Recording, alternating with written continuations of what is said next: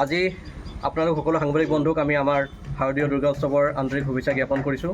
লগতে সদৌ অসম আৰু নাজিৰাবাসী ৰাইজকো আন্তৰিক শুভেচ্ছা জ্ঞাপন কৰিছোঁ। কিন্তু প্ৰকৃতাৰ্থত আমি শুভেচ্ছাই জ্ঞাপন কৰিছোঁ, কিন্তু দুৰ্গা উৎসৱ পাতিব পৰাকৈ আমি পৌৰ কৰ্মচাৰীসকল নাই। সেই কাৰণে আমি এই 4 আৰু 5 তাৰিখে আমি আমাৰ প্ৰতিবাদী কাৰ্যপন্থা হাতত লৈছোঁ সদৌ অসম জুৰি। সেই অনুপাতে নাজিৰা পৌৰসভাতো আমি কাৰ্যসূচীবোৰ হাতত লৈছোঁ। গতিকে আমাৰ মূল দাবী হ'ল যে আমাক চৰকাৰীকৰণ কৰিব লাগে। 2021 চনৰ যি আমাৰ চৰকাৰী গেজেট নটিফিকেশ্যন ওলালে, এই গেজেট নটিফিকেশ্যন মতে আমাক চৰকাৰীকৰণ কৰিব লাগে। ইয়াত ৰেগুলাৰ কৰ্মচাৰী, মাষ্টাৰ ৰোল, হৰিজন, ফিক্স পে সকলোকে কৰিব লাগে। কিন্তু আমি এতিয়া দুৰ্ভাগ্য যে আমাৰ এই কৰ্মচাৰীসকলক আজি 3 বছৰ হ'ল গেজেট নটিফিকেশ্যন ওলাই যোৱা, কিন্তু 3 বছৰো আমাক চৰকাৰীকৰণ কৰা নাই। কৰিম কৰি আমাক আভুৱা যোৱাই আছে চৰকাৰে। গতিকে আমি চৰকাৰৰ ওচৰত সেইকাৰণে সবল প্ৰতিবাদ জনাইছোঁ যে আমাক চৰকাৰীকৰণ কৰিব লাগে। আৰু এই আজি এসপ্তাহৰ ভিতৰত আমি এটা ডাঙৰ আটাইতকৈ দুৰ্ভাগ্যজনক কথা যে আমাৰ বিভিন্ন পৌৰসভাত আমাৰ অভিযন্তা আছে, গাণনিক আছে, থকাৰ স্বত্তেও চৰকাৰে নিজাববীয়াকৈ গাণনিক আৰু অভিযন্তা নিয়োগ কৰিছে।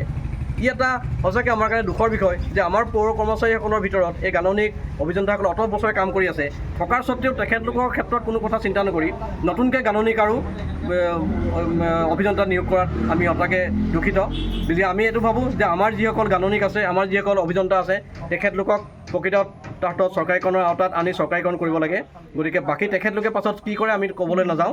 আমি সেইকাৰণে কাৰ্যবাহী বিষয়াৰ ক্ষেত্ৰত আমি সদায় আদৰণি জনাইছিলোঁ। কাৰ্যবাহী বিষয়া এজন স্থায়ী লাগে আমাক, আমি লৈছোঁ, আমি মানি লৈছোঁ। কিন্তু গাণনিক আৰু অভিযন্তা যি দিছে, কিন্তু আমাৰ গাণনিক আৰু অভিযন্তাসকলক যেতিয়ালৈকে চৰকাৰীকৰণ নকৰিব আমি তেখেতলোকৰ ক্ষেত্ৰত কিন্তু অকণমান অসুবিধা পাইছোঁ। চৰকাৰে এই ক্ষেত্ৰত চৰকাৰৰ সিদ্ধান্তক আমি পুনৰবাৰ জনাওঁ যে আমাৰ এই কৰ্মচাৰীসকলক চৰকাৰীকৰণ কৰক, তাৰপিছতে তেখেতলোকে কি কৰ্মচাৰী নিয়োগ কৰে তাত আমাৰ কোনো আপত্তি নাথাকিব। কিন্তু যদি আমাক চৰকাৰীকৰণ নকৰাকৈ তেখেতলোকৰ কৰ্মচাৰী ইয়াত নিয়োগ কৰিয়ে থাকে, তেতিয়াহ'লে অনাগত দিনত আমি আমাৰ গণতান্ত্ৰিক পদ্ধতিৰে আন্দোলনৰ কাৰ্যসূচী বৃহৎ কৰিবলৈ বাধ্য হ'ম। গতিকে আমাৰ এইটো মূল দাবী আমি চৰকাৰলৈ জনাইছোঁ। আমি মুখ্যমন্ত্ৰী মহোদয়ক অনুৰোধ জনাইছোঁ যে আমাৰ কৰ্মচাৰীসকলক আপুনি আপোনাৰ দিনতেই চৰকাৰীকৰণ কৰিবলৈ যি মহৎ প্ৰচেষ্টা লৈছে, এই প্ৰচেষ্টাক সফল কৰক আৰু সফল কৰি আমাক চৰকাৰীকৰণ কৰাৰ প্ৰস্তুতি আদায় কৰক।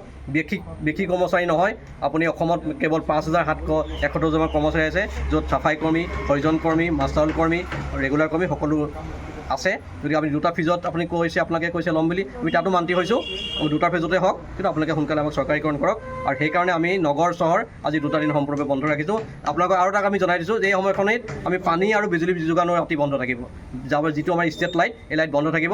আমি সকলো ৰাইজক আপোনালোকৰ যোগেদি জনাই দিছোঁ। আজি আৰু অহাকালিলৈ বিজুলী লাইটটো যিটো আমাৰ ষ্টেট লাইট বন্ধ থাকিব আৰু পানী যোগানো বন্ধ থাকিব।